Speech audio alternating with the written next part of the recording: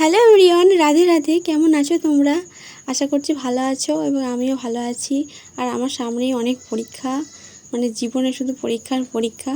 তো আজকে সকাল সকাল উঠে বেরিয়ে পড়েছিলাম ইউনিভার্সিটি যাওয়ার উদ্দেশ্যে। ইউনিভার্সিটিতে আজকে কাজ ছিল, ফিস জমা দেওয়া, সেমিস্টার ফিস। স্টেশনে পৌঁছে প্রথমে আমি টিকিট কেটে নিয়েছিলাম, আর তারপর ট্রেন চলে এসেছিলো। ট্রেনে উঠে দেখি আমার একটা ফ্রেন্ডের সাথে দেখা। তো অনেক গল্প মজা করলাম। আর এমনিতেই কোনো পুরনো ফ্রেন্ডের সাথে অনেক দিন পর দেখা হলে টাইমটা কী করে যে এবার পার হয়ে যায় বুঝতেই পারি না।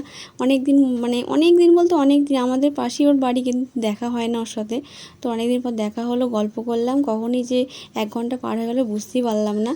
বর্ধমানে পৌঁছে গেছিলাম, আর আমাদের আজকে কোনো ক্লাস ছিল না, শুধু আমাদের সেমিস্টার ফিস জমা দেওয়ার কথা ছিল। মানে আমাদের ক্যাম্পাস থেকে আমাদের যে রাজবাটির অফিস, সেটা একটু যেতে হয়, তো ওইখানে যেতে হতো। তো শুধু খালি ফিস জমা দিয়ে চলে আসার কথা ছিল, কোনো ক্লাস ছিল না। তো সেই কাজটা ওখানে কমপ্লিট করে নিয়ে, আর এমনিতেই আমাদের সবই তো সিলেবাস শেষ হয়ে গেছে, ক্লাস কোনো নেই, খালি স্পেশাল পেপারের একটা ক্লাস হয়তো বাকি আছে। স্যার বলেছেন ওটা আমাদের ইন্টারনাল এক্সামের দিন ওটা করিয়ে দেবে। তো যাই হোক, আর কোনো ক্লাস নেই, কাজটা মিটিয়ে নিয়ে বাড়ির দিকে রওনা হলাম। তো যেহেতু কোনো ক্লাস ছিল না, ওই জন্য খালি ফিসটা জমা দিয়ে চলে এসেছিলাম, তাড়াতাড়ি বাড়ি চলে এসেছিলাম। দিয়ে তাড়াতাড়ি ফ্রেশ ট্রেশ হয়ে খেয়ে দিয়ে নিয়ে আবার পড়তে বসে পড়েছিলাম, যেহেতু ইন্টারনাল এক্সাম আছে। ইন্টারনাল ছিল 14 তারিখ, আর ফাইনাল এক্সাম হচ্ছে 21 তারিখ থেকে। আর সেদিন বাড়িতে এসে মানে ইন্টারনালের জন্য আমি কোশ্চেন তৈরি করতে বসে পড়েছিলাম। যেহেতু আমাদের ইন্টারনাল 30 নাম্বারের শুধু এমসিকিউ হবে, তার জন্য আমি টপিক ওয়াইজ মানে আলাদা আলাদা করে খাতা লিখে রাখছিলাম, কোনগুলো ইম্পর্টেন্ট।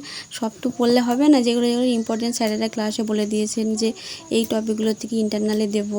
তো সেইগুলো আমি ভালো করে খাতায় আলাদা লিখে রাখছিলাম, যাতে পড়তে সুবিধা হয়।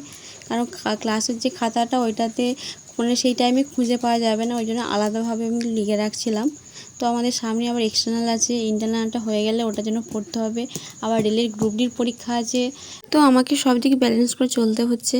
তো যাই হোক, আমি কোশ্চেন রেডি করে নিয়েছিলাম, দিয়ে সেগুলোকে আবার ভালো করে মানে রিভিশন দিলাম, মুখস্থ করলাম। অ্যাকচুয়ালি ভিডিওটা অনেক আগেকার, শুধু সময়ের অভাবের জন্য আমি মানে এটা এডিট করতে পারিনি, তাই তোমাদের সাথে শেয়ার করা হয়নি।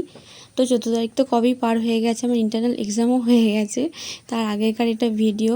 আর সামনেই তো রেলের এক্সাম, ওটাকে আমি বেশি ফোকাস দিচ্ছি। তো যাই হোক, ভিডিওটা ভালো লাগলে একটা লাইক করে দিও, আর সাবস্ক্রাইব করতে ভুলো না। দেখা হচ্ছে পরের ব্লগে। ততক্ষণ ভালো থেকো, সুস্থ থেকো, টাটা।